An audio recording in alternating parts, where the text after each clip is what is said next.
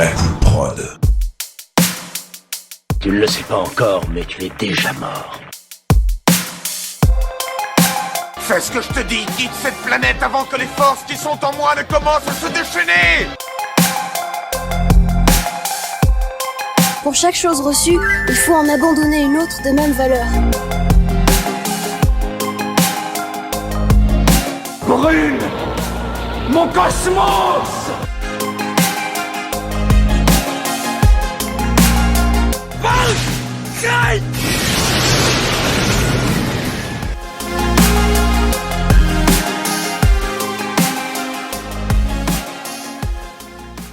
Hey, bonjour tout le monde, c'est Seb, j'espère que vous allez bien. Petit épisode surprise qui était pas spécialement prévu, puis en fait avec les différents événements récents, ça m'a amené à pouvoir vous proposer ce qui arrive juste après ma petite phrase d'introduction.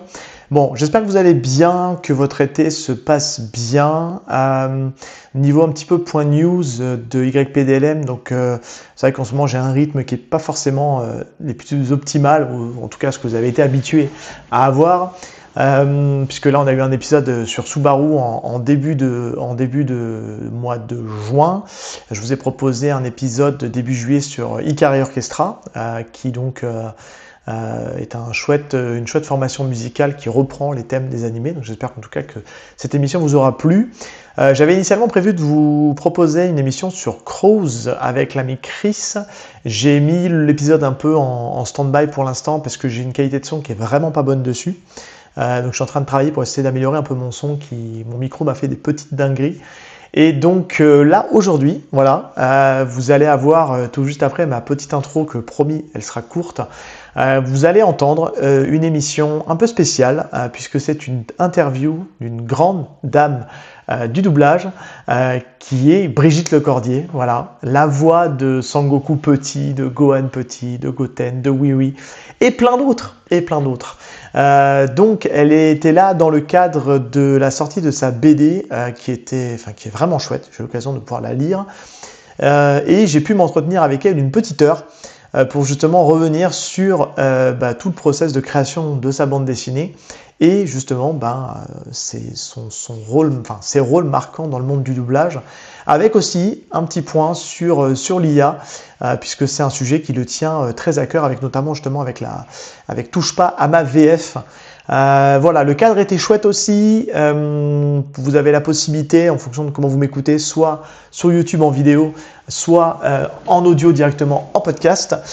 Pour la partie vidéo, vous allez voir que donc, le cadre est vraiment sympa. Je remercie mon poteau Jazz d'avoir fait la captation et de nous avoir équipé de micros, ce qui fait que la vidéo est vraiment très très chouette. Et on est dans le cadre du théâtre de la Coupe d'Or à Rochefort, puisque c'est un événement qui était organisé par mon libraire, Bulle en Cavale, Vincent et Jade. Je vous fais un bisou. Et merci en tout cas de m'avoir proposé cette opportunité de pouvoir justement animer cette interview, puisqu'on était en public. Il y avait des gens, il y avait pas mal de monde, mine de rien. Vous avez répondu nombreux à cette invitation et puis à cet événement.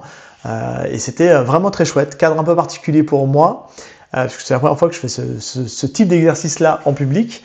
Pas évident puisque je n'avais pas de micro, en tout cas de micro pour le public.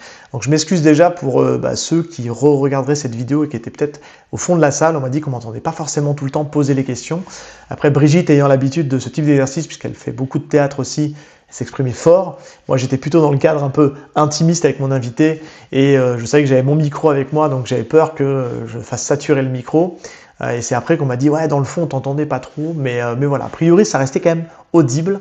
Donc voilà, et pour tous ceux qui n'étaient pas présents, juste après mon petit topo, vous allez pouvoir profiter de l'interview de Brigitte Lecordier, qui est une personne adorable. On a eu l'occasion de pouvoir manger avec elle, discuter avec elle. C'était vraiment super, une belle rencontre, une personne simple et ultra passionnée par son métier et par tout ce qui touche à la pop culture. Donc voilà, je vous laisse avec l'interview de Brigitte Lecordier. Je vous souhaite de très bonnes vacances et puis on se retrouve très très vite. Allez, ciao tout le monde. Bon, on est parti ? Ouais, Allez, bonjour à tous. Bonjour tout le monde, donc bonjour Brigitte. Bonjour monsieur. Merci, comme si on ne s'était pas vu une heure avant. On se découvre. Enchanté. Déjà, moi je voulais te dire bravo pour La réalité est énorme. Je l'ai lu hier, je l'ai dévoré, un gros coup de cœur. Je trouve trouve qu'on passe vraiment par toutes les émotions. On passe du rire à on est des moments très touchants et des moments où on se dit oh, ça n'a pas dû être facile. Et déjà bravo. Et déjà, première chose, c'est comment est-ce que tu arrives à arriver à ce projet, à ce chouette projet qui est La réalité est énorme. C'est vrai que la réalité est énorme. Vous ne trouvez pas que la réalité est énorme? En fait, c'est un projet, il est vieux ce projet. C'est ma maîtresse de CM2, le cri du cœur, qui m'a fait promettre d'écrire mon histoire. Parce qu'elle me disait que moi je suis issue d'un milieu ouvrier assez pauvre, dans un quartier de Paris un peu ultra mis à l'écart, complètement défavorisé. Et aujourd'hui, d'ailleurs, dans ce quartier, je vous raconterai après l'histoire, mais ce quartier a été remplacé par le périphérique de Paris, tout simplement. Donc il n'existe plus, donc c'est aussi un peu historique finalement. Et ma maîtresse m'avait fait promettre d'écrire mon histoire, parce qu'elle me disait, je ne sais pas ce que tu vas faire dans la vie, mais tu vas faire quelque chose et tu pourras témoigner, parce que les gens de ton milieu social ne peuvent jamais témoigner. Donc promets-moi d'écrire ton histoire. Et je lui avais promis, comme on promet toujours à sa maîtresse, surtout de CM2. Ouais, puis c'est important, les promesses sont les tiennes. Voilà, c'est ça. Et puis voilà, et puis le temps passe, et puis je vais au lycée. À mon époque, tu vois, soit on allait au collège pour apprendre un métier, soit on allait au lycée pour faire des études. Et j'ai eu la chance d'être sélectionnée pour aller au lycée, donc c'était déjà un truc incroyable. Et puis arrivé en troisième, il fallait choisir la section dans laquelle tu allais aller. Et la plus belle section du lycée, c'était la section scientifique. C'est là où tu as toutes les portes qui s'ouvraient, quoi. Et je suis choisie dans cette section-là. Je suis reçue en seconde C et j'étais hyper fière, quoi. Et donc je cours voir ma maîtresse de CM2 en lui disant « Ah, tu sais pas, en fait, je suis reçue en seconde C. » Et là, ma maîtresse se met à pleurer, toutes les larmes de son corps. Et je dis « Mais je comprends pas, c'est pas bien. » Et elle m'a dit « Mais non, mais en fait, tu n'écriras jamais ton histoire. » Ok. Et alors j'ai dû refaire une deuxième promesse, en fait. La promesse de la promesse. Je te garantis que... Je te garantis que je te promets que je le ferai vraiment. J'écrirai le livre. Et ce qui fait qu'en grandissant, dès que j'ai pu, en fait, j'ai écrit cette histoire sous forme d'un petit roman avec des petites histoires courtes où c'est Bibi un peu qui raconte un peu comme dans la BD, oui, qui raconte les histoires. C'est un peu à la Pérec. Je ne sais pas si vous connaissez Pérec, mais oui, il raconte des histoires par petits bouts. C'est du pointillisme de la vie, quoi. Voilà. Et puis voilà, puis ça s'est oublié. Ok. Et puis voilà, le temps a passé, et puis j'ai fait ce que j'avais à faire, et puis je suis devenue comédienne, et puis il paraît, et puis j'ai beaucoup travaillé, oui. Et puis au bout d'un moment, je suis un petit peu connue, et il y a une édition qui vient me voir en me disant « Et si on faisait un bouquin sur toi ?» Je dis « Bah ouais, mais sur moi aujourd'hui, tout le monde me connaît. En revanche, sur moi avant, personne ne me connaît, et j'ai écrit un truc. » Et voilà, et c'est parti de ce truc. Combien vient justement le choix du dessinateur? Parce que c'est vrai qu'on sent un peu la vibe, je te disais tout à l'heure, un peu Saint-Nicolas, un peu Saint-Pé, un peu dans le style. Oui, pour le dessinateur, en fait, l'éditeur m'avait proposé plusieurs dessinateurs, dessinatrices, on a essayé plusieurs. C'est pas facile de trouver la personne qui va imager ce que toi tu as dans la tête. Oui. Je voulais pas que ce soit vrai. Complètement, oui, parce que c'est quand même le regard d'une petite fille. Et on ne sait pas si ce qu'elle voit est vrai ou si ce qu'elle voit, c'est vu à travers son prisme de petite fille. Et je voulais garder cette espèce d'ambivalence comme ça.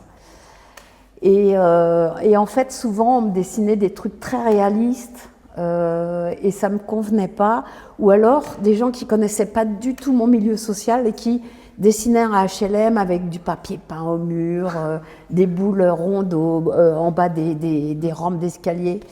Je fais ah non, dans un HLM, c'est sale, il n'y a pas de papier peint dans les escaliers, et quand il y a du carrelage, le carrelage est à moitié sauté, s'il y a des boîtes aux lettres, elles sont défoncées, voilà. Et donc, il a fallu que je trouve quelqu'un qui connaisse un petit peu cet environnement, sans que ce soit complètement crado, mais qui ait quand même quelque chose. Voilà. Et sur ma chaîne YouTube, il y avait Arcadie qui était venu faire une petite miniature. Je faisais un conte de Noël avec la voix de Morgan Freeman, Benoît Alman, que j'adore, enfin, qui est plus là aujourd'hui, mais voilà, qui était vraiment mon ami. Et on voulait une belle petite miniature, et c'est Arcadie qui nous l'avait faite. Et je me suis dit, tiens, si je lui demandais à ce garçon s'il fait de la BD, etc. Et voilà. Et on voit qu'il y a eu pas mal de recherches en fait du style. On voit notamment à la fin, bon, j'inviterai les gens qui sont là à aller découvrir la fin parce qu'il y a pas mal de bonus. On voit tous les croquis préparatoires pour justement arriver au dessin final, qui est très coloré finalement, qui est des fois un petit peu à l'opposé des fois du sujet qu'on peut raconter dans l'histoire. La question c'est quelle est la part en fait là-dessus de vérité, de fiction, parce qu'on a des choses qui sont racontées aussi avec un ton assez naïf au final. Ton personnage est naïf, tu es peut-être toujours une grande naïve, peut-être, je sais pas. Certainement.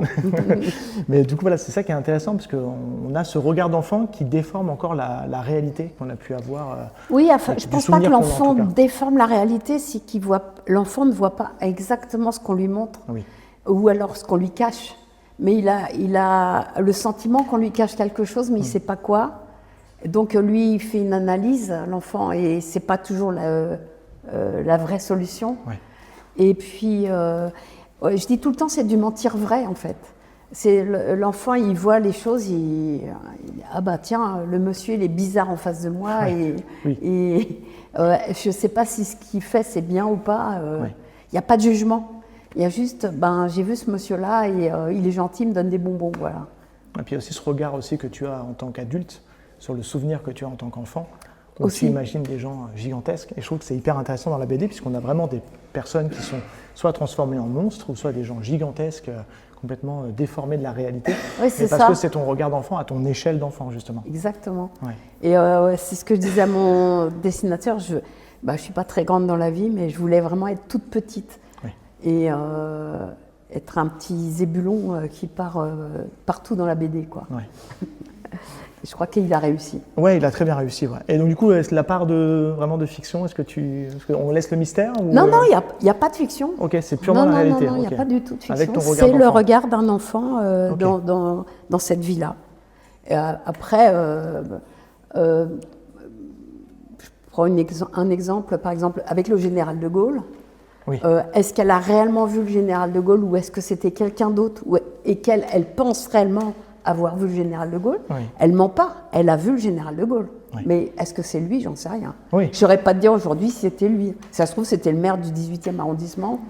Et elle se dit, ouais, j'ai vu le général de Gaulle, quoi. Et moi, j'ai vu le général de Gaulle. Voilà, c'est tout.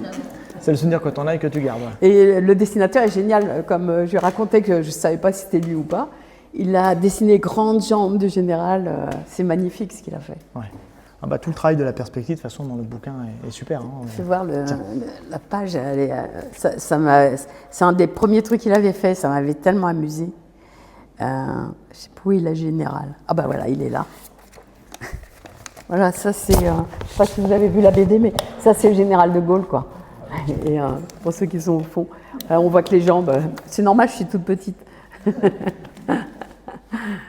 Non, mais voilà, c'est le regard d'un enfant et c'est important. Et ce qui est chouette, c'est voir aussi ces années 60, où tu étais obligé d'être solidaire parce que tout se reconstruisait. C'était un peu triste et en même temps un peu rigolo. Et il n'y avait pas de vraie loi, quoi. Chacun se débrouillait comme il pouvait et c'est pas mal. En tout cas, ça se lit comme un stand-alone, un one-shot. Est-ce que tu as des choses pour après? Est-ce que tu... j'aimerais bien, il y a de la suite. Il y a de la suite dans les idées. Il y a de la suite. Parce que la petite Bibi, elle ne s'est pas arrêtée là. Ah oui, non, je vous dis bien qu'elle elle a encore quelques petites années de Noël à découvrir. Et puis je trouve que c'est intéressant, toute la famille que tu as autour, la relation, le fait de... la relation avec le père aussi, qui est hyper importante, je trouve, dans le livre. c'est chouette de voir comment ça évolue, puis de se dire que tu as quand même énormément de choses à raconter et d'avoir réussi justement à le mettre d'une manière assez légère au final, même s'il y a des sujets très durs. Il faut, c'est ça. Je voulais pas entrer dans le pathos. Et puis, c'est toujours le regard insouciant d'un enfant qui grandit. En fait, un enfant, il se rend pas compte de quel milieu il est finalement. Moi, j'ai jamais été malheureuse dans mon milieu social, tu vois. Oui, je me doute bien. Alors que, après, tu te dis, c'est vrai, j'avais pas ça, puis j'avais pas d'eau, puis il y avait pas d'eau chaude, et puis il y avait pas, tu vois. Ah bon? Quand on ouvre le robinet, il y a de l'eau. Ah bon, tu le découvres ça 10 ans plus tard, tu fais c'est génial finalement, l'eau courante. On peut se laver. On peut ça. Enfin, moi, j'aimais pas. Oui, c'est dit d'ailleurs dedans. Si le bouquin le dit, c'est que c'est vrai. C'est vrai. D'accord. Mais voilà, non, c'est bien. Et justement, je voulais parler de ce quartier justement qu'on appelait la zone, qui était en fait un quartier qui encerclait Paris. C'est les anciennes fortifications de Thiers de 1870. En fait, quand il y a eu la guerre avec les Prussiens, Thiers s'est dit, il a fait un peu le mur de Verdun avant la lettre. Et en fait, il avait entouré Paris de fortifications pour empêcher les Prussiens d'entrer dans Paris. Ce qui n'a pas empêché les Prussiens d'entrer dans Paris, comme le mur de Verdun. Mais bon, voilà. Et après cette guerre de 70, en fait, les fortifs ont été laissés comme ça à l'abandon. Et elles ont, c'est devenu une sorte de grand terrain vague, tout pourri, qui entourait Paris. Voilà. Et c'est resté comme ça pendant des années, jusqu'à les années d'après-guerre, où il fallait reconstruire. Donc, nous, on était un des premiers HLM qui a été planté là, au milieu de nulle part, au milieu de ce truc. Et à la place, il y avait des petites cahutes, des petites cabanes de gens qui vivaient tant bien que mal, qui avaient fui l'Espagne de Franco, qui avaient fui Mussolini et qui n'avaient rien. Donc, c'était une sorte de petit bidonville, tu vois. Voilà. Et les gens allaient tous travailler à l'usine parce que en banlieue, en proche banlieue de Paris, il y avait toutes les usines qui étaient là. Donc c'était des gens qui allaient bosser en usine, qui habitaient là dans des endroits de fortune. Et notre bâtiment en plein milieu, quoi. Oui, qui était déjà vétuste avant d'être vétuste, quoi. Qui était pas très soigné, quoi. Ouais. Voilà. Ouais, ce qui est assez rigolo, c'est que tu as vécu en fait l'arrivée du périph', en fait. C'est ça. Qui est une scène vraiment rigolote. Et c'est ça, c'est le fil conducteur du livre, c'est la construction du périphérique qui va arriver. Je peux me vanter d'avoir fait du patin roulette sur le périphérique. Non, mais ça a clairement changé votre quotidien. Oui, c'est clair. Ça fait bouger les populations. Ça fait bouger les populations. Il y a eu des trottoirs, parce que moi j'allais à l'école, mais il n'y avait pas de route, il n'y avait pas de trottoir. Alors on arrivait à l'école, on était tout crottés, quoi, parce qu'il fallait passer dans ce terrain vague. Si jamais il avait plu, on était vraiment dégoûtants. Et donc on était les zonards. Oui. Donc on nous montrait du doigt, c'est les zonards. Vous étiez déjà identifié à l'époque comme ça? Oui, comme les gens aujourd'hui. L'étiquette qu'on met sur une personne. Voilà, c'est ça. Ok, super. C'est marqué dessus, on va parler un petit peu de ça aussi, c'est que, je pense qu'on ne parlera pas dans ton livre, il n'y aura pas de choses en lien avec le doublage, on parle de ton enfance, mais c'est quand même marketé comme la voix de Oui Oui et de Dragon Ball. Bon, c'est un peu réducteur, parce que tu as fait plein d'autres choses. Ouais, mais bon, c'est pour dire c'est cette personne-là qui a écrit, quoi. Exactement. Ma question, c'est comment est-ce que tu rentres dans le monde du doublage? Comment est-ce que tu arrives là-dedans? Totalement par hasard. Ouais. Parce que dans cet endroit où j'habitais, en fait, c'est un immense terrain vague, comme je vous ai expliqué, et que, en fait, il faut savoir un truc, c'est encore vrai aujourd'hui, les cirques n'ont absolument pas le droit d'entrer dans Paris. Quand un cirque arrive en région parisienne, il doit rester à l'extérieur de Paris. Il n'y a que le cirque d'hiver qui est à l'intérieur de Paris. Et donc, les cirques arrivaient, ils s'installaient sur la zone. Il y avait la place. Hein. Oui. Et nous, gamins, quand on les voyait arriver, on dégringolait les escaliers et puis on allait les aider à tirer les chapiteaux et à nourrir les animaux. Et puis, en échange, ils nous donnaient des tickets pour aller au cirque et pour aller aux auto-tamponneuses. Et c'était surtout ça, moi, que j'aimais. J'imagine bien. Et du coup, voilà, j'ai aimé le cirque et puis j'ai aimé les enfants, tu vois, qui allaient au cirque, comme l'école est obligatoire, venaient dans notre école à nous le temps où ils étaient dans le quartier, dans le passage. Voilà. Okay. Donc, on a côtoyé les cirques comme ça. Et moi, mon rêve, petite fille, c'était d'un jour partir avec les gens du cirque. Parce que quand ils revenaient 1 an ou 2 ou 3 ans plus tard, toi, ou même 6 mois plus tard, ils nous racontaient qu'ils avaient voyagé, qu'ils avaient vu ceci, cela. Ça se trouve, c'était que des carabistouilles. Mais ça nous plaisait vachement, ça nous faisait rêver. Et moi, mon rêve, c'était de partir avec le cirque et de devenir clown. Voilà. Okay. Puis c'est ce genre de truc que tu as dans la tête, petit enfant, et ça te met du rêve, ça te donne de l'entrain. Et puis là, tu as toujours un adulte relou qui te dit « Ah oui, mais non, le clown, c'est pour les garçons. » Ah. C'est vrai, je suis une fille. Ah ouais, merde, j'ai oublié. Et puis c'est pas un métier, et puis là, puis tu peux pas. Là. Alors tu te dis, j'oublie. Okay. Et puis je fais mes études. Et puis à la fin de mes études, tout près de chez moi, il y a un truc qui s'ouvre qui s'appelle l'école du cirque d'Annie Fratellini. Et là, je me dis, mais Annie Fratellini, c'est un clown, c'est une fille, oui. Et là, il y a une école. Je vais aller voir. Et je suis allée, j'ai été sélectionnée, j'ai fait 2 ans chez Fratellini, j'ai travaillé un petit peu au cirque, dans un cirque de femmes qui s'appelait le cirque de Barbarie. Okay. Et puis de là, on est venu me chercher pour faire du théâtre on est venu me chercher pour faire du cinéma on est venu me chercher pour faire du doublage. Ah oui, ça a été toutes ces étapes. Et j'ai rien choisi en fait. Okay. J'ai juste choisi je voulais être clown. Ok. Que j'ai pas été longtemps, hein. J'étais 1 an ou 2. Ouais, mais ça a donné les bonnes bases pour le côté c'est ça. scénique, Oui, le fait bien de sûr, jouer, bien sûr. forcément. Et donc ton premier rôle, est-ce que c'est tout de suite Dragon Ball qu'on connaît ou tu as fait d'autres choses avant de rentrer? Ah non. En doublage? Oui. Ah non. Non, Dragon Ball, c'est 87, je pense, en France. Et moi, j'ai commencé le doublage en 85-86. Ah oui, ok. Donc j'avais fait les triplés avant, j'avais fait Bully, j'avais fait des trucs comme ça. Qu'est-ce qu'il y avait avant? Cathy, la petite fermière. Ça parle peut-être aux plus anciens. Ouais, ça vous parle. Ouais, voilà, je faisais. Voilà. Ok. Les premiers dessins animés qui arrivaient en France. Et puis, tu sais, à l'époque, il y avait une chaîne, puis 2 chaînes, oui. Puis 3 chaînes. Moi, j'ai dû arriver au moment où il y avait à peine 3 chaînes. Ok. Et puis, d'un seul coup, il y en a eu 5. Incroyable. Puis, il y en a eu 10. Et puis, il y en a eu 40. Et maintenant, il y en a des centaines. Voilà. Et donc, il a fallu fournir tout ce programme. Et je suis arrivée vraiment à une époque incroyable où il fallait plein de jeunes. Parce que le dessin animé, c'est que des personnages enfantins. Et voilà, je suis tombée dedans. Ouais, et c'est ta voix tout de suite qu'ils ont repéré en disant tu feras ce type de rôle-là ou qu'est-ce qui a été l'élément déclencheur en fait pour te dire parce qu'au théâtre, je jouais beaucoup d'enfants parce que je ne suis pas grande et que j'ai toujours paru beaucoup plus jeune que mon âge. Quand j'avais 20 ans, on me donnait 12 ans. Oui. C'était pas facile pour draguer, mais pour jouer au théâtre, c'était vachement bien. Oui, ça aide. Ouais. Et par contre, de jouer un enfant, c'était vachement pratique pour les gens qui m'employaient parce que faire travailler un enfant, c'est pas fastoche. C'est ce qu'il y a de plus dur, il paraît. Ouais, c'est difficile, et puis il y a des lois, et puis tant mieux d'ailleurs pour eux.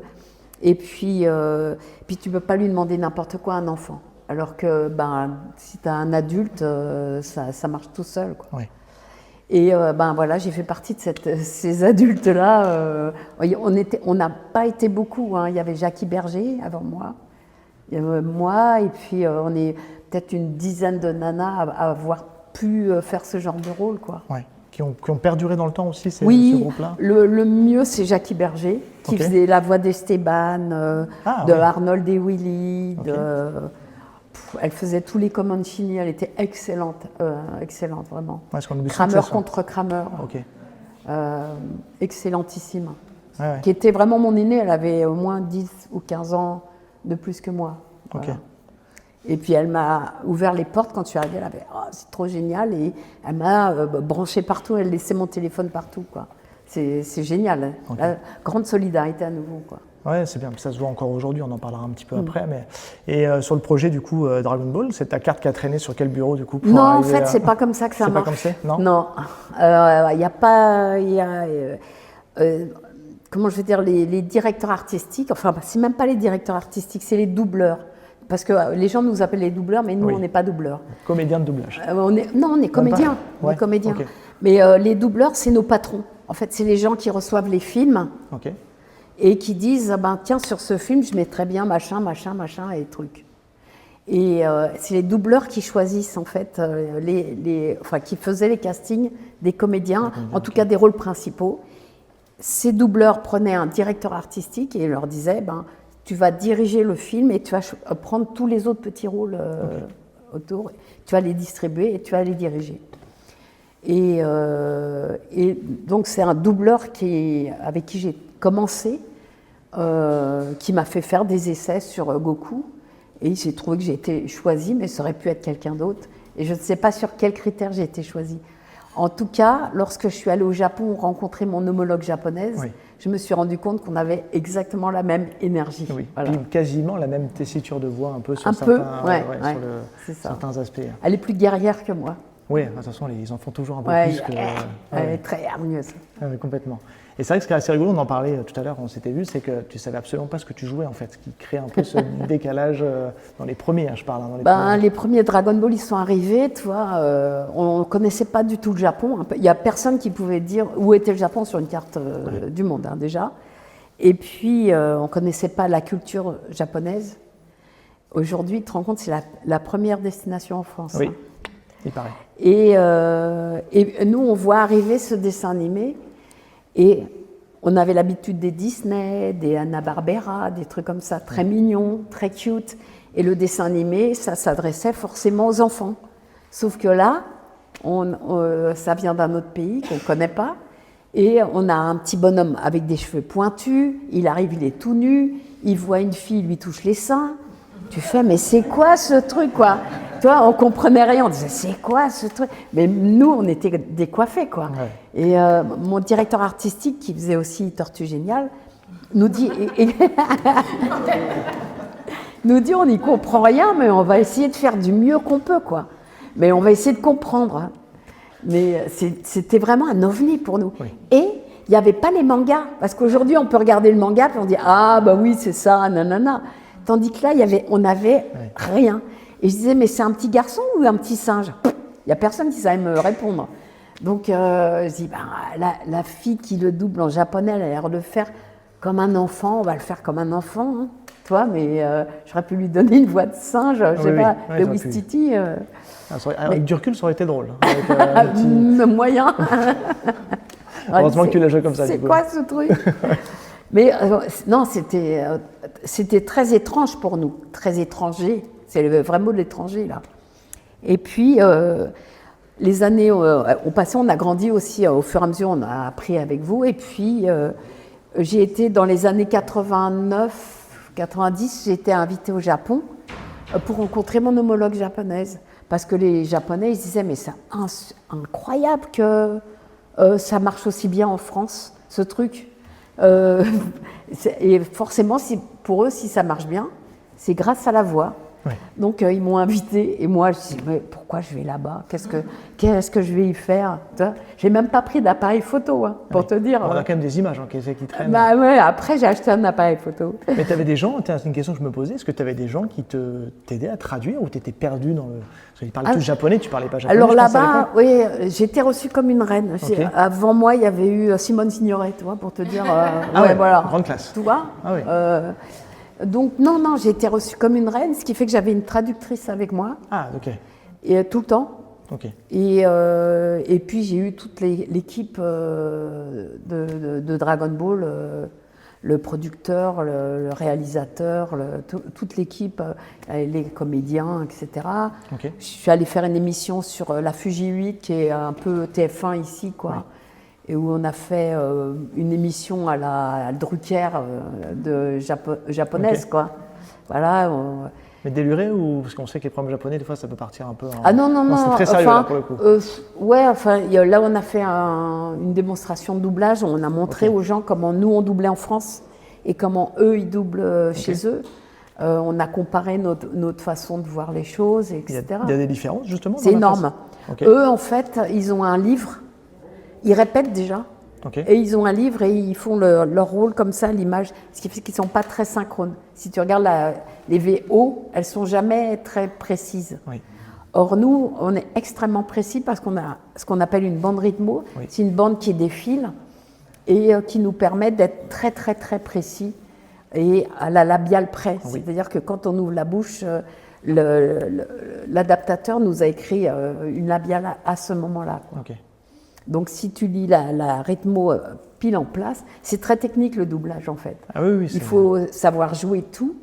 Mais il faut aussi avoir une sacrée technique, quoi. Ça demande à faire un truc au cerveau un peu particulier, parce qu'il faut à la fois jouer, suivre le rythme, c'est une certaine gymnastique. C'est ça, c'est ça. Ouais. C'est un vrai métier. Hein. Oui, c'est clair.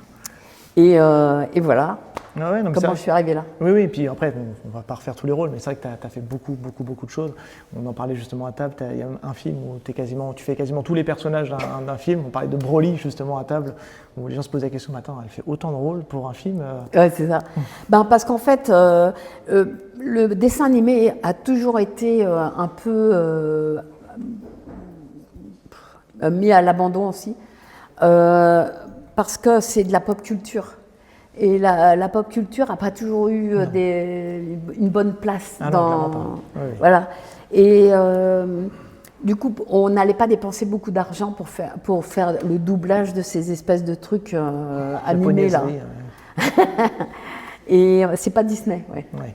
Et du coup, on faisait une équipe de 6-8 comédiens, et puis on leur disait, vous faites tout.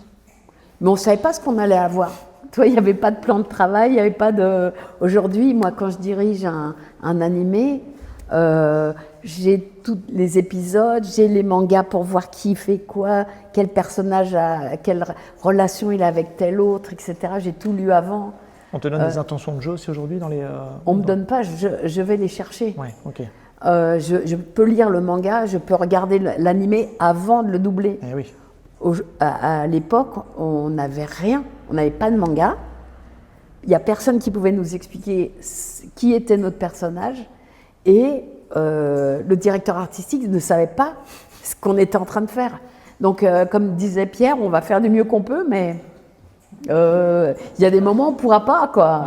Voilà. Alors, c'est très marrant parce qu'aujourd'hui, tu as des gens qui me disent « Oui, à l'épisode 492, vous dites non, alors que dans le manga, c'est marqué. » Mais il n'y avait pas le manga. Ouais. Ça n'existait pas en France. Mais c'est compliqué d'expliquer ça. Oui, c'est compliqué. Ouais. C'était un peu lunaire. C'est comme le Kamehameha qui s'est appelé AAAA ou vague déferlante, ou avant de devenir le fameux Kamehameha. Ouais. Et ça, tu peux rien, parce que les adaptateurs, ils ne savaient pas. Et ce qu'il fallait savoir aussi, c'est que beaucoup d'animés arrivaient d'abord d'Italie avant d'arriver en France. Parce qu'il y avait Berlusconi en Italie, et il y avait la 5, c'était Berlusconi.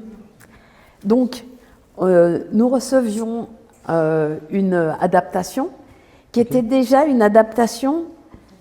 En fait, je vais vous dire le processus. Les Japonais qui ne parlent pas un mot de français, ni d'anglais, ni d'italien, essayaient de faire une traduction en anglais. Mais il n'y avait pas Google Trad encore. Mais c'était presque pire. Et alors, du coup, ils faisaient une vague traduction en anglais parce qu'il y avait une personne qui parlait anglais à Tokyo, quoi. Et cette version arrivait en Italie. Les Italiens faisaient leur version en italien. Nous envoyaient leur version italienne qui avait été traduite d'une vague... ça se déforme à chaque étape. D'une vague traduction de l'anglais bizarre des Japonais. Et quand ils ne comprenaient pas, les Italiens, ils refaisaient la même phrase. Ils pouvaient dire bonjour 3 fois, toi. Bonjour, bonjour. Bonjour, bonjour, bonjour. Nous, on ne va pas faire ça. On va dire bonjour, comment ça va? Est-ce que tu vas bien depuis hier? Enfin, donc on meublait. Oui. Et les adaptateurs français étaient obligés de meubler comme des malades les traductions italiennes. Et parfois, nous, on recevait donc cette espèce de truc italien. Et déjà qu'on ne comprenait pas ce que c'était, toi, c'est compliqué, quoi. Oui, oui. Ouais, ouais. Donc on a fait du mieux qu'on a pu. Ouais, mais c'était pas si mal au final. Finalement, c'est pas si mal. Ouais. Et puis tu as vu surtout On peut l'évolution. être fier. Oui, bah vous pouvez, c'est clair. Ouais. Et vous avez vu l'évolution en tout cas du doublage qui a quand même fortement évolué ces dernières années. Ouais. Toi, au niveau de tout ce que tu as pu incarner, tu as incarné des voix. Mais aujourd'hui, moi j'ai l'impression que un peu le Graal pour un comédien de doublage, c'est de pouvoir un jour diriger une équipe. Et aujourd'hui, je sais pas, peut-être que c'est pas ton objectif, mais aujourd'hui on voit quand même qu'il y a beaucoup de comédiens de doublage qui font de la direction artistique. Ah ouais. Tu en fais aussi de plus en plus. Ouais. Et est-ce que c'est un autre métier? Qu'est-ce que ça t'apporte dans ton quotidien? Ah non, c'est pas un autre métier du tout. Okay. C'est une autre place dans l'orchestre. Tu deviens chef d'orchestre au lieu d'être instrumentiste. Okay. Mais on aime bien effectivement changer. Mais tout le monde ne peut pas être dirigé parce que il faut avoir une vue d'ensemble du produit.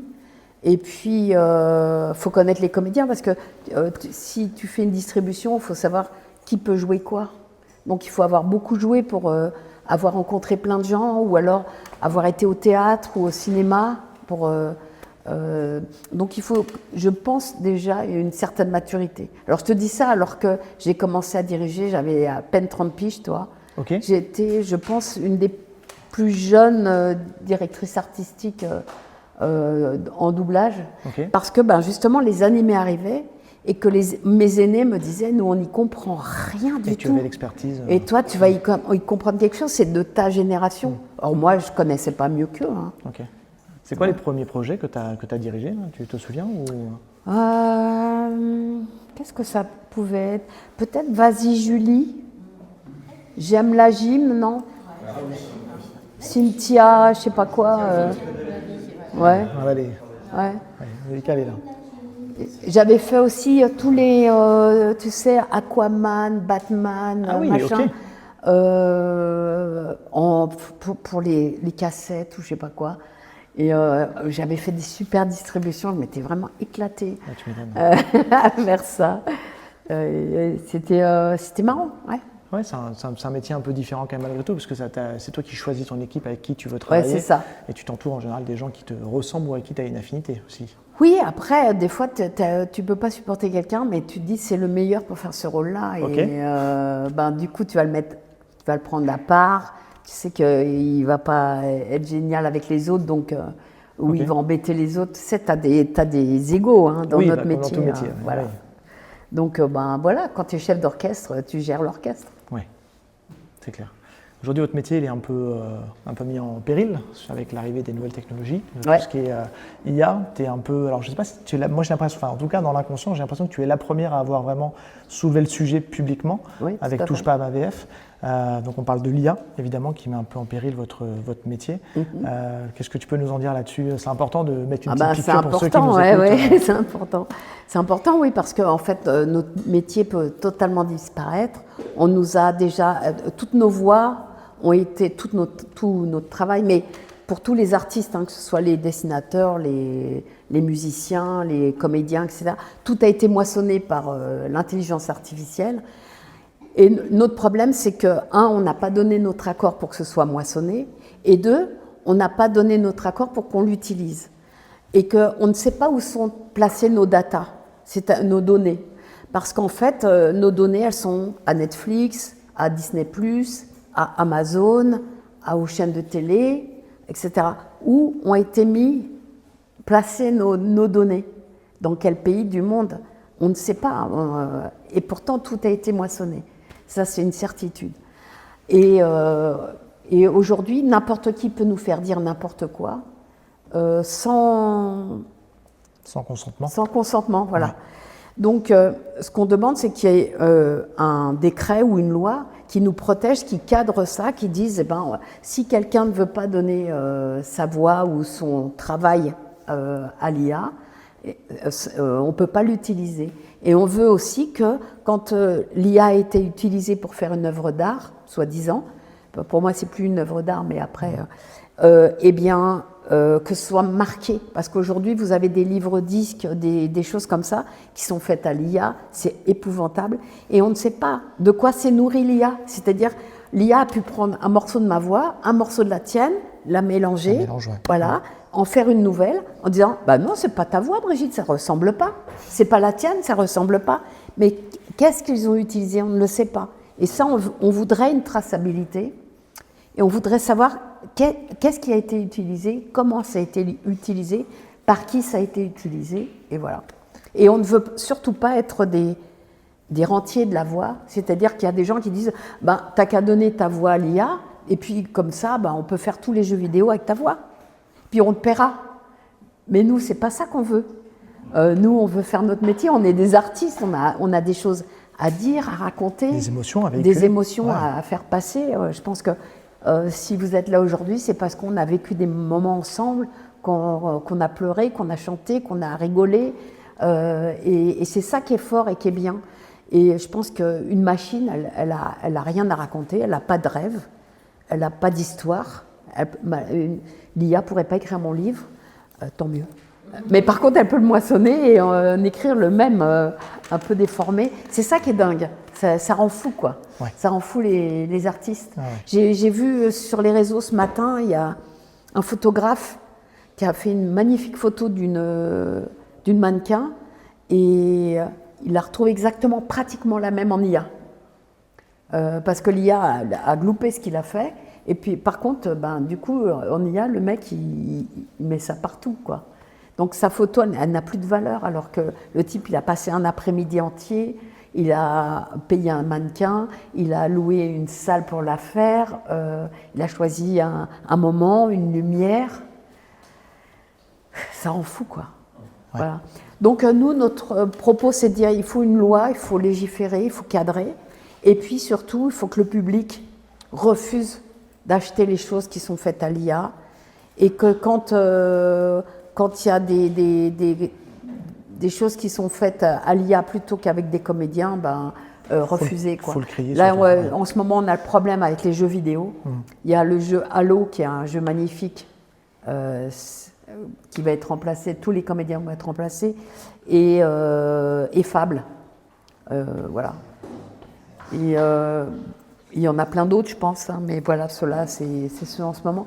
Et je me dis, si on ne les achète plus, ben, ils vont comprendre qu'on n'en veut pas, quoi. Il faut leur faire comprendre que c'est pas ce qu'on veut, que ce qu'on veut, c'est de l'humain, et on veut pas de la machine. Vous avez fait une pétition à l'époque, justement, là-dessus? On a fait une pétition qui a récolté à peu près 250 000 signatures, ce qui n'est pas rien.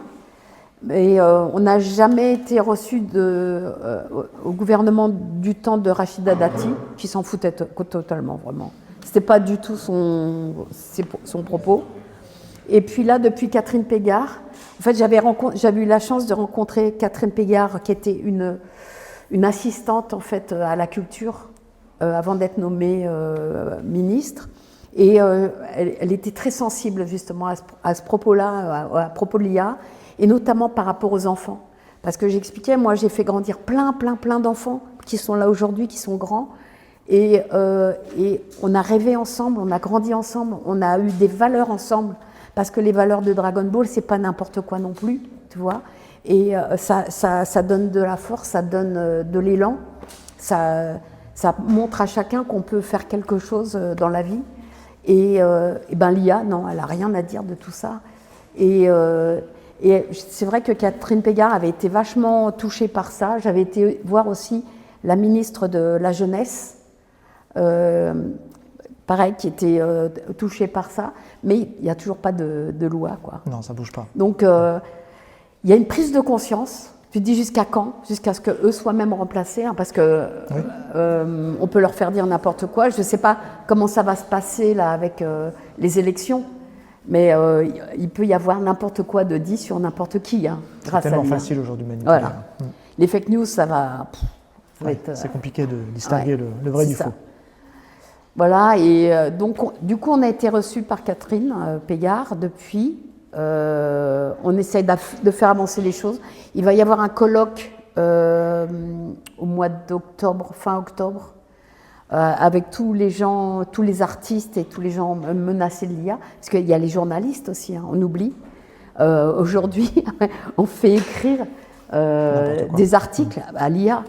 Et il y a c'est dans l'Est républicain, je crois, il y avait un article qui avait été écrit à l'IA, Et c'était le jour de la Saint-Valentin. Et il y avait un type qui avait découpé sa femme en petits morceaux et il l'avait mis dans le congélateur. Et le titre de l'IA, c'était « Joyeuse Saint-Valentin ». C'était, voilà, c'est l'IA. Et c'est drôle, mais c'est pas drôle, quoi, non, tu vois. Pour le coup, Voilà, ben, ça peut faire ça. ouais. Ok. On sera dans ce monde-là, un truc bizarre. On va faire tout notre possible pour pas que ça arrive, en tout cas. Ouais.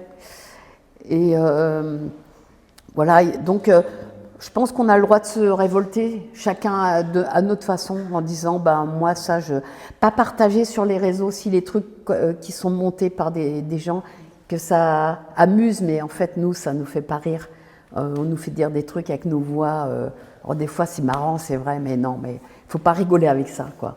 Parce que plus c'est utilisé et plus l'IA s'en sert. Ça alimente un système Ça alimente. sans fin. Il faut pas l'alimenter, cette IA. Ouais.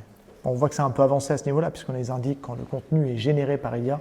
Ouais. Donc on sent déjà du point de vue des réseaux Ça, on sociaux voudrait que ce soit systématique. Eh oui, mais c'est pas Et systématique. savoir de où ça vient, quoi. Ouais. Qui a généré cette IA, quoi.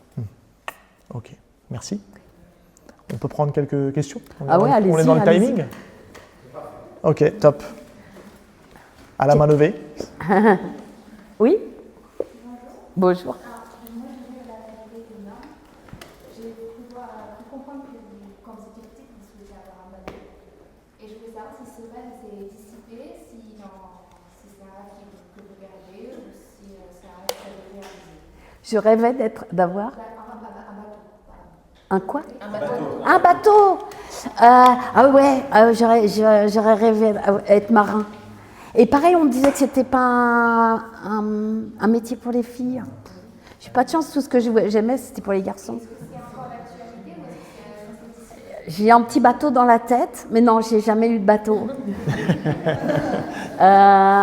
Mais je vogue, hein. Je vogue pas mal dans le monde, quoi. Ouais, c'est bien aussi. Mais j'aimerais bien, hein. Ouais. C'est pas loin la mer ici, non? Il y a la Charente d'abord et après il y a la mer. Voilà. Ok, bah, je vais y aller. Ah ouais. Non, mais c'est vrai que ce bateau, j'en ai rêvé, ouais. Je crois que je suis montée une fois sur un bateau, en fait. Ok, qu'une seule fois. Ouais, mais oui. c'était bien. Il va falloir remédier à ça alors. J'ai vu qu'il y avait un autre bras levé. Hop, allez au fond. Moi, j'ai pas de question pour vous. Par contre, je voulais vous remercier parce que quand j'ai vu l'article qui annonçait votre venue et que j'ai vu toutes les voix que vous avez pu faire, en fait, c'est un petit peu plusieurs Madeleine de Proust parce que à chaque fois qu'on entend des voix que vous avez doublées, moi personnellement, ça m'amène à mon enfance, à mon adolescence. Merci. Ben ça c'est génial. Ouais. Mais en fait notre métier il est fait pour ça, quoi, pour faire rêver, pour donner, pour en créer aussi. J'aime bien quand on me dit bah oh là là ça je l'ai regardé avec mon père, ça là je me souviens avec mon petit frère on faisait ceci. C'est des moments de la vie. C'est exactement ça. Ma Dragon Ball, c'est quand j'étais petite, Mimi, c'est mes enfants, les filles, c'est plutôt mon adolescence. Voilà, donc ça ramène à plein de moments, ça nous anime des choses et c'est super. Et d'ailleurs, si vous avez des enfants, en ce moment, je fais un truc super sur France Inter qui s'appelle Bestiole. C'est comment, quand on est un petit animal, on peut survivre dans la nature. Et c'est fait avec le Muséum d'Histoire Naturelle. Et j'interprète toutes les bestioles. Un jour, je suis fourmi, le lendemain, je suis dinosaure, zèbre. Et j'ai fait 200 bestioles. Voilà. On continue. Il y a 70 millions de téléchargements. C'est en podcast, du coup, sur France Inter. Okay. Ça fait rêver, hein, okay. 70 millions. C'est énorme. Ouais. Ouais, c'est beau. Et c'est super. Hein. Vraiment, si vous avez des enfants, c'est entre 4 et 7 minutes. C'est pile poil. Pour la voiture, c'est génial.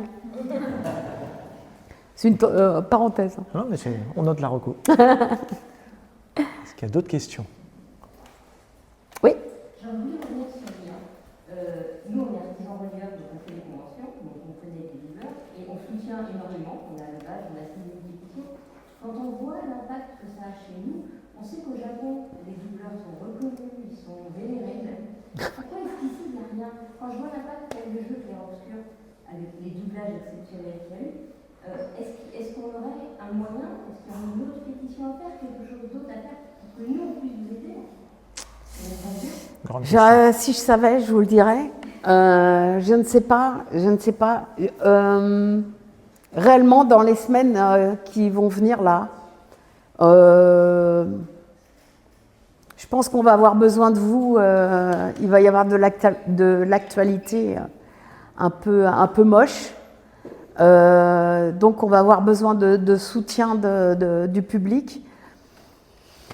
Mais voilà, à part vous, on n'a pas beaucoup d'aide, quoi. On le voit sur toutes les conventions, nous on en fait, les dessinateurs qui sont là, nous on est dans le pôle artisan, tous les dessinateurs qui sont là, qu'on connaît, ils se battent contre l'IA, et on voit des stands qui sont totalement IA. Ouais. C'est écœurant, ça fait mal, quoi. Et nous on fait de la rigueur, donc on ne peut pas faire de la rigueur par IA, mais c'est vrai que c'est dur de voir ça, c'est dur de voir que personne ne fait rien, que tout passe comme ça. Ouais, moi, je refuse de signer sur des dessins faits à l'IA. Parce que, voilà, par principe. Ouais. mais parfois même, je me fais avoir. Hein. On se fait tout savoir. Puis des fois, tu as des mecs qui sont sûrs d'eux. Ah si, je l'ai fait, c'est moi, c'est mon copain, je l'ai vu faire. Et puis après, tu fais... C'est quand même bizarre. Mais voilà, ouais. Je pense qu'effectivement, la seule chose, c'est effectivement d'essayer de refuser tout ça en l'achetant. Toi, si les mecs ils vendaient pas leurs affiches faites à l'IA, c'est comme Deezer là et Spotify. Et, je sais plus, ils disaient qu'il y avait pratiquement plus de 40% de trucs faits à l'IA. Ouais. Et en fait, personne les écoute. Tant mieux. Il y a des mères qui font des festivals, quel que soit le festival, il y a des pubs, c'est bien. Et pareil, ouais, c'est ça. Pareil, les gens qui font des conventions, quand ils font des affiches à l'IA, je refuse qu'il y ait mon nom dessus ou mon visage. Voilà. Mais des fois, ils l'ont fait sans te demander et tu fais tu arrives sur le truc, tu fais ah ouais, d'accord, c'est un peu bien là, il y a l'affiche. Ouais. En fait, on ne peut pas tout gérer non plus.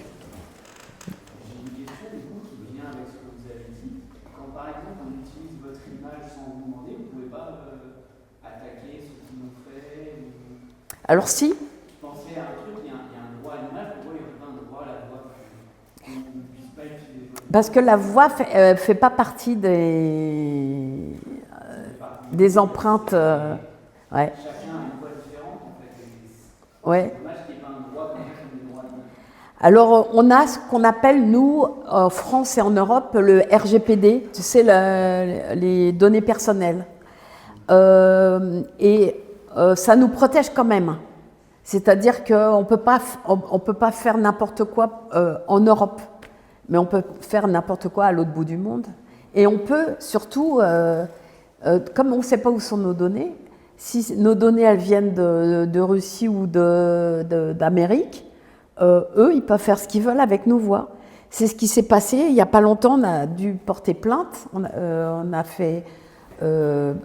intervenir un avocat, il y avait Fiche, je ne sais plus quoi, Audio Fiche ou je ne sais pas quoi, qui vendait nos voix. Alors tu pouvais faire ton message d'anniversaire avec ma voix si tu voulais. Ouais, ou avec la voix de Dorothée Pousseau, ou enfin celle que tu voulais. Et, pareil, sans notre consentement bien sûr. Et eux, ils sont allés plus loin en ce qui me concernait. Ils avaient pris ma photo, parce que tu pouvais aussi me faire parler moi. Et c'était chouette parce qu'ils sont mal tombés, ils ont pris une photo faite par l'AFP. Donc les gens de l'AFP ont fait tout de suite. Donc ils ont dû l'enlever tout de suite.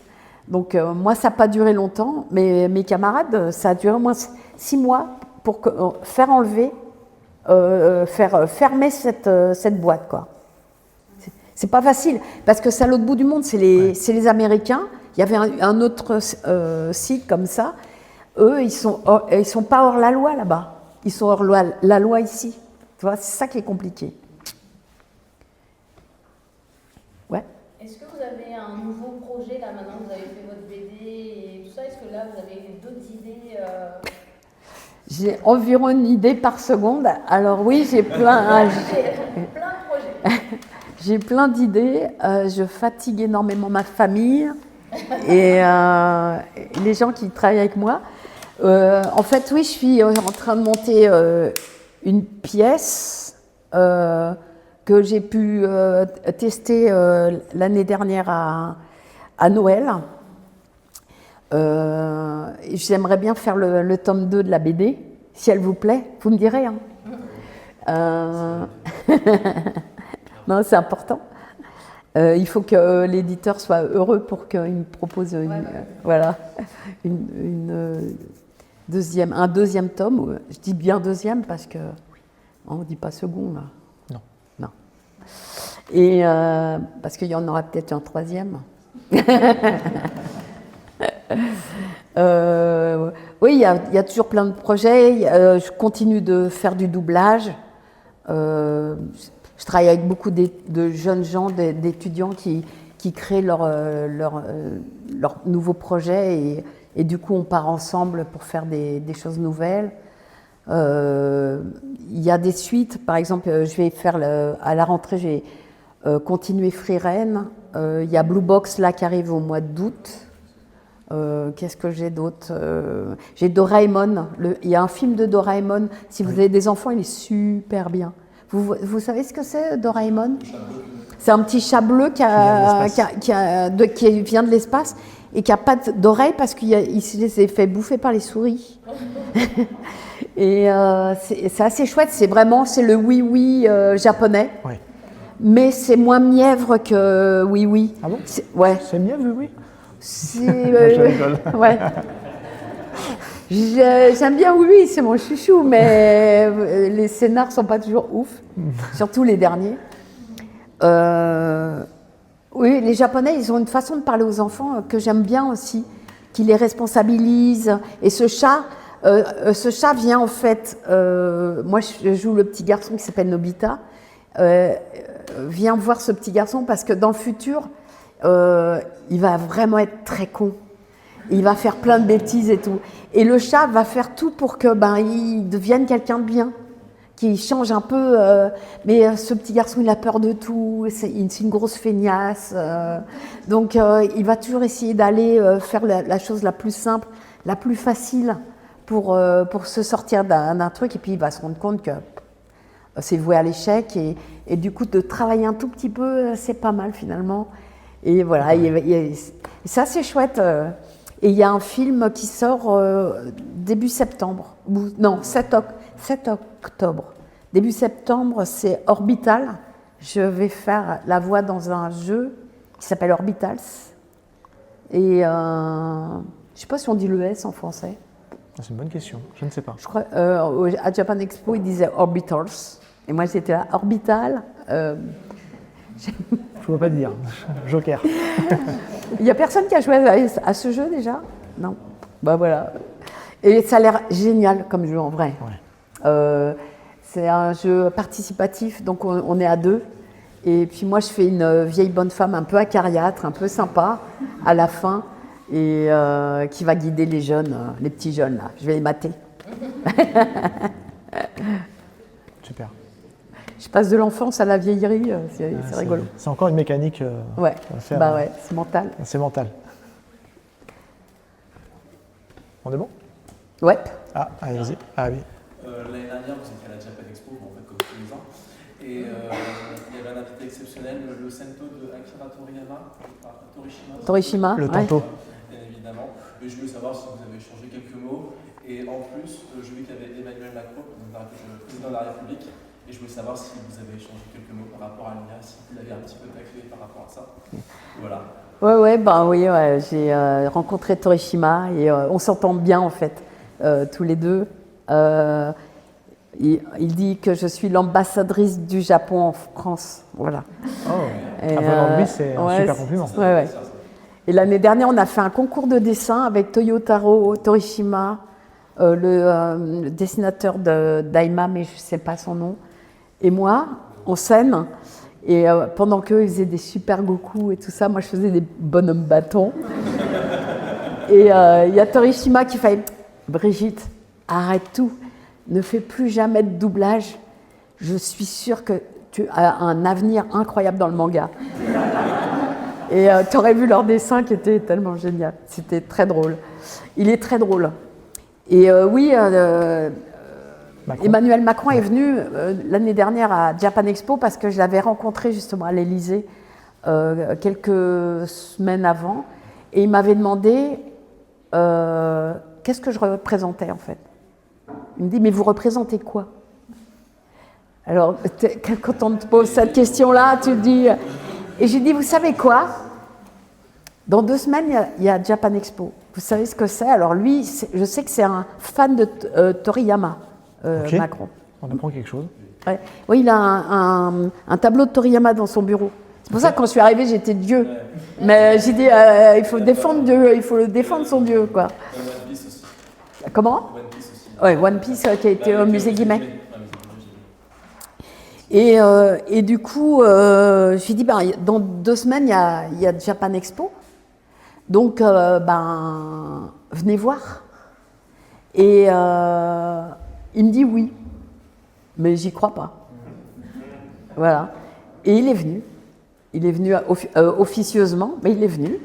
Et du coup, il a demandé effectivement à me voir. On s'est rencontrés au stand Glénat. On a discuté. Effectivement, on a parlé de l'IA. Voilà, il est conscient du danger, mais pour l'instant, il n'y a rien, quoi. Oui, ça ne le touche pas. Si, ça le touche, mais je ne sais pas. J'ai l'impression que ça les dépasse. Ils ne savent pas ce qu'il faut faire, quoi. Ouais. Oui, c'est peut-être pas sa priorité non plus. Ben, le problème, c'est que, tu sais, il y a tellement de grands patrons, de grandes fortunes, toi, qui défendent l'IA à fond, qui ne savent pas jusqu'où ils peuvent aller pour ne pas les bloquer, etc., pour ne pas avoir la révolte de ces mecs-là voilà, sur le dos. Et je ne saurais pas te dire, hein, je n'ai pas du tout envie de me mettre à sa place, mais j'ai l'impression que ce n'est pas si facile que ça, quoi. Mais malgré tout, ben, il est président de la République, il est responsable. Forcément. Tu avais une question? Oh, ouais, alors ça, dernière? Non, mais c'était stupéfiant, hein, je te jure. On m'a appelé à 5h du mat. On me dit, t'arrives à quelle heure à Japan Expo? Je sais pas, vers 9-10h, quoi. Non, tu viens tout de suite, il y a le président qui sort du Bourget, il descend de l'avion, il arrive, parce qu'il arrivait de je sais pas où. Il vient directement à Japan Expo. Et donc, on est tous partis...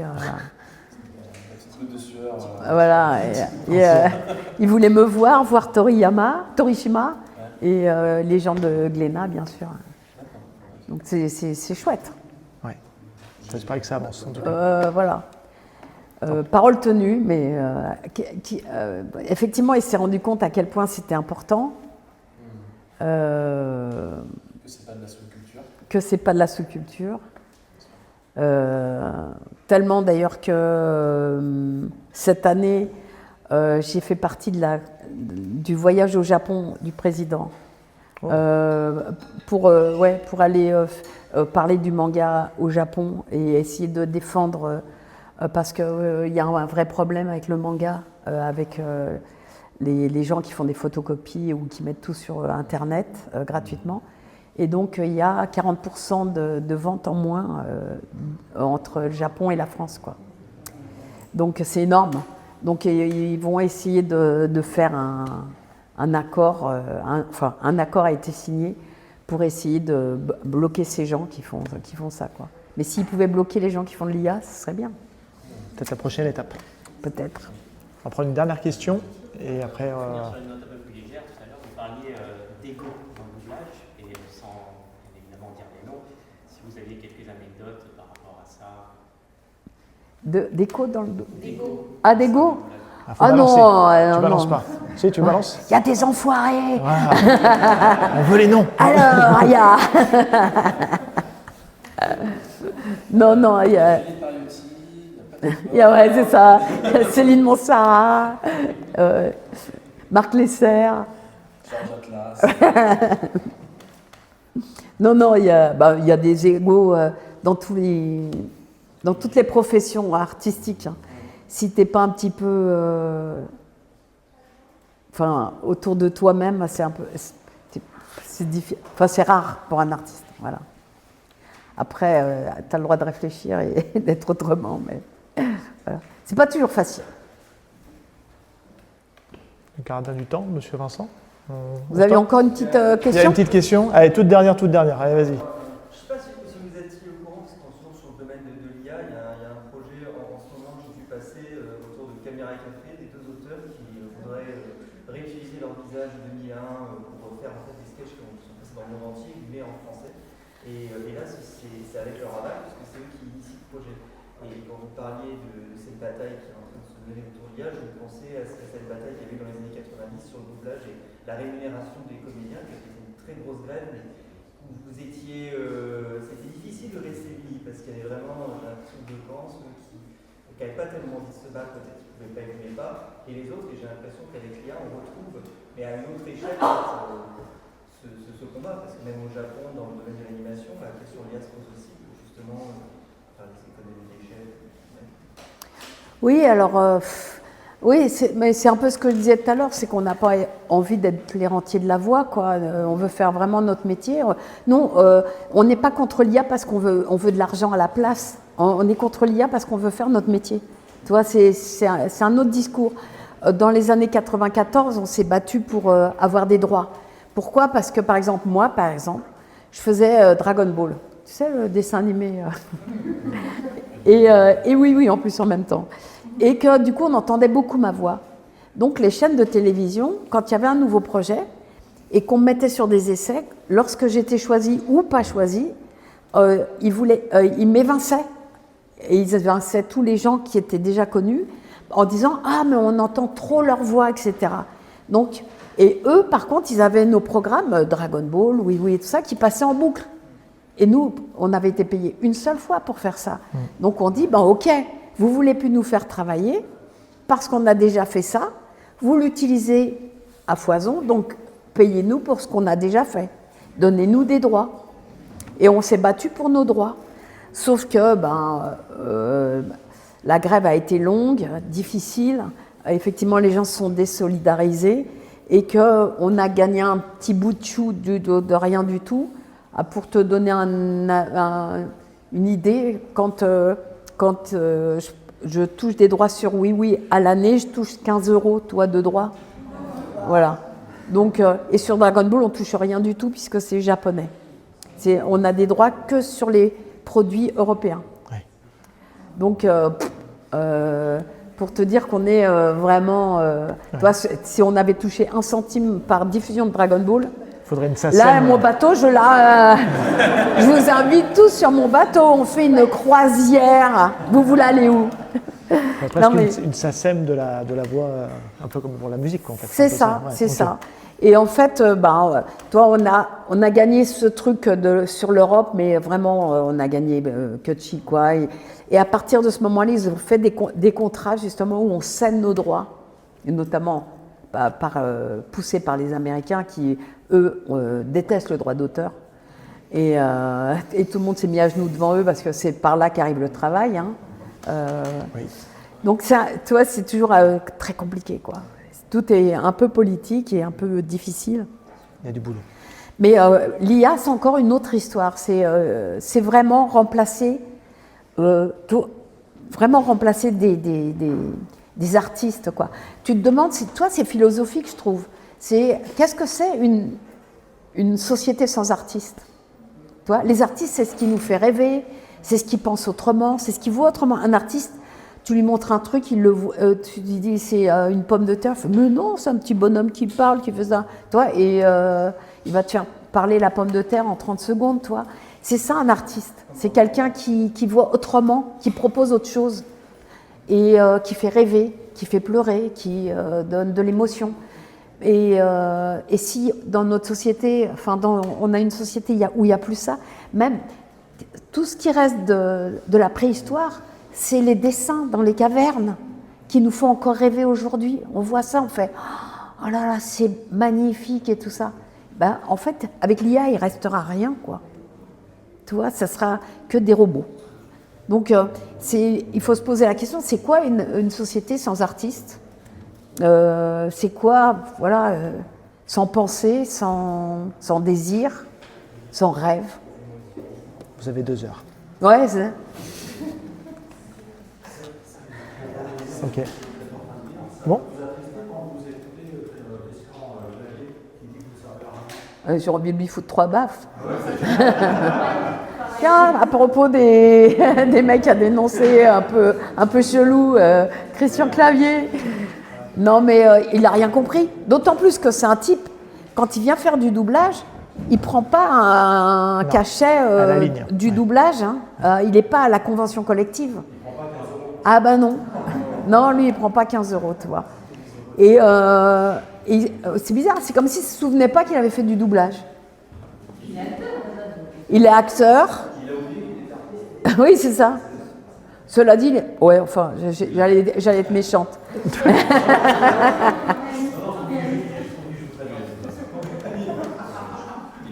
Ça peut vite déraper. C'est bon pour toi? Allez, on est bon. Merci Brigitte. Bon. Bah, merci à vous.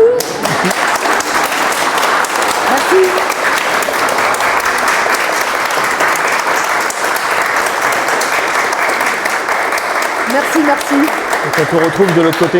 Ouais, on se retrouve de l'autre côté. Et puis j'espère que ma BD vous plaira. Voilà. Tu ne le sais pas encore, mais tu es déjà mort. Fais ce que je te dis, quitte cette planète avant que les forces qui sont en moi ne commencent à se déchaîner. Pour chaque chose reçue, il faut en abandonner une autre de même valeur. Brûle mon cosmos!